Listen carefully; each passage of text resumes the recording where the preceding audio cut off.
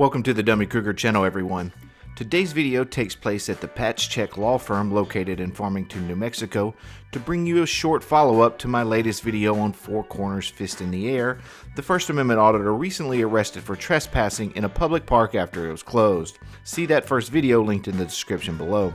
I found this video interesting because it encapsulates the Dunning-Kruger effect found in a lot of these First Amendment auditors perfectly. In this video, we will witness Four Corners making the decision to, quote, fire his public defender due to his dissatisfaction with the attorney's remarks concerning his recent arrest. Before we dive into the video, please remember to subscribe, hit the notification bell, like, and comment below. Let's jump right in.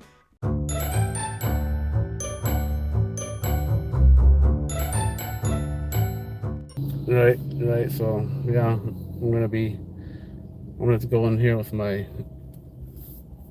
camera and see, if he, my intention is not to upset him. I just want to document this. That's all. Letting him know,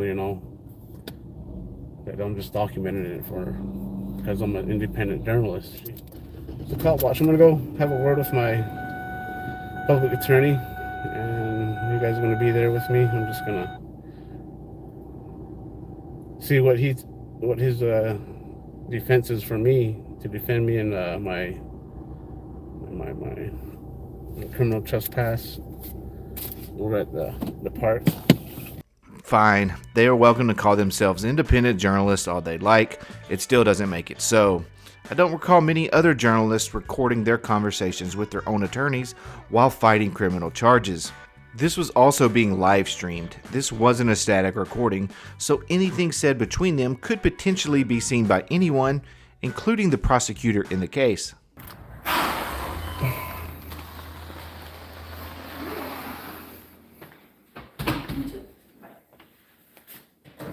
Hello. I'm here for my appointment with Stephen Wayne.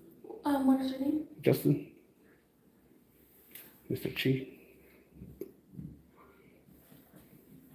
Okay, Justin, give me just a second. Thank you.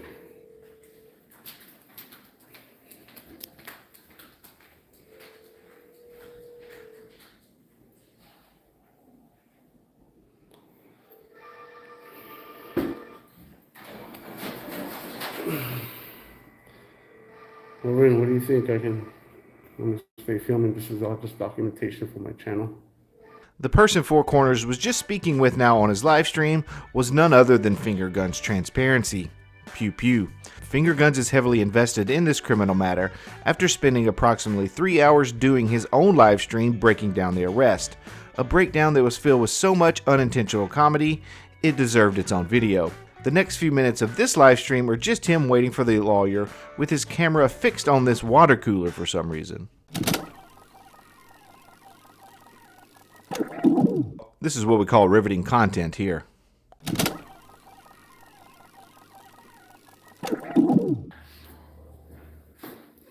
Mr. Chief. How you doing? Stephen?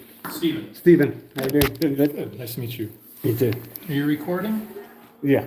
Oh, great. Yeah. Appreciate it. Yeah, I don't want to upset you with my recording. This is documentation for my case. Okay. Yeah, so. Yeah, I just wanted to see how we're going to go about this, about your defense in my behalf. Right. Yeah. Because my intent, was not to be, just peacefully filming. Like I said, that's my business. So I don't know if you're talking to me or if you're talking to the camera, but we have the attorney-client privilege, where what you tell me is kept confidential. And when you're saying that and you're recording it, I don't know if that's going to be broadcast on the internet or something. That's broken. So if you're talking about your defense to me, first of all, you should only be talking about your defense with me as your attorney. Yeah. Because you might say something incriminating. Okay. Yeah. And then recording it, and I don't know, I think you said, I've seen YouTube videos, like putting that out there, that's something that could be used against you. I appreciate it. So Appreciate it. We'll do that. My strongest legal advice that you not record our conversation. Okay. All right. All right. I respect that. So he shut the camera off, and for good reason. First, like the attorney mentions, is attorney-client privilege, which protects the confidentiality of communications between you and your lawyer. Also, recording conversations live on the internet may make your attorney more cautious or guarded in their discussions with you, which could hinder their ability to provide you with the best legal advice and representation. Lastly is the legal strategy. A lawyer may have multiple reasons for not wanting certain discussions or strategies to be recorded for anyone to be able to see. Let's skip ahead about 30 minutes to see how this meeting went. Yeah, guys, that's the reason why I wanted to document it. You know, he doesn't believe in the First Amendment at all. He's saying, more or less saying that's law, that I have to stay out of the park and stuff. So this town is corrupt. It's corrupt. Okay, so let's quickly recap what he was really saying here in this short snippet. First, I highly doubt this attorney and one-time judge said he didn't believe in the First Amendment. It's highly probable that the suggestion was made that employing a First Amendment argument in this case would not be advisable. The auditor also mentions the attorney saying, quote, "It's more or less law that I have to stay out of the park," unquote, which is of course true when that park is closed. There's no First Amendment argument there. And lastly, because his public defender didn't agree with what the auditor was saying, the whole town is therefore corrupt. This feels like a classic case of confirmation bias, where the tendency of the individual favors information that confirms or supports their existing beliefs, opinions, or hypotheses, while ignoring or discounting information that contradicts them. And I'm going pro se, guys. This guy's not going to defend me at all. He's not there. He wasn't helpful or nothing. That's why I wanted to document it. So I'm going to the courts and I'm gonna go pro se, guys, because these guys don't believe in the First Amendment. You know, he didn't want to hear my side. I said I came here to see what if you're going to be in my defense, and he said that the park was closed at 10, and it's law that it's closed at 10, and I told him those are ordinances, and he wasn't helpful. He wasn't helpful at all.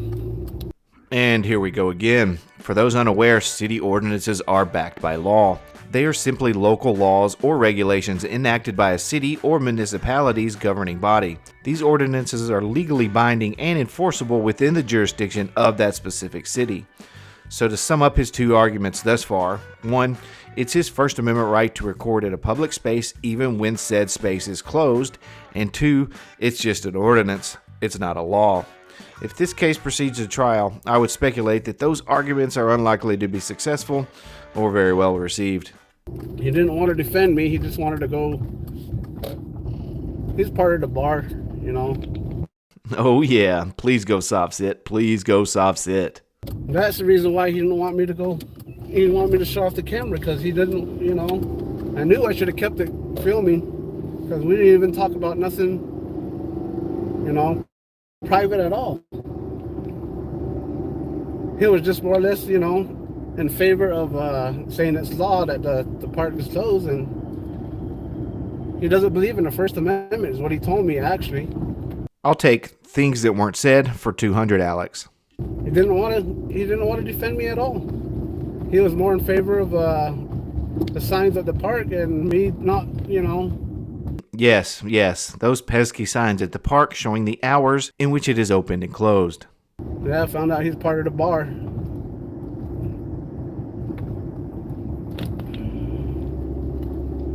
Oh, I'm good, he doesn't know I have rights, that's why I'm going to go down there and go pro se. And well, I for one am shocked that this practicing attorney is also a member of the bar, which basically just means they have been admitted to the bar association in a specific jurisdiction and have met the requirements to practice law in that jurisdiction.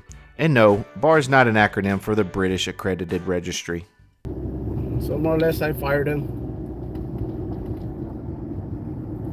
He had nothing to say after that. I'm telling him I'm out of here, if you're not going to defend me in what way. And he told me he was there for my defense, but no, the way he was talking,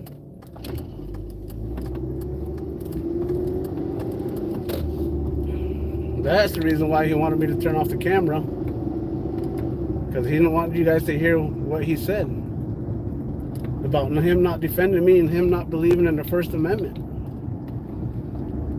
You can tell he's a snake.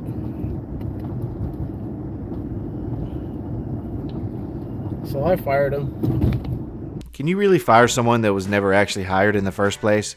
Inquiring minds want to know. And back to the Dunning-Kruger effect, a real gem in the world of psychology.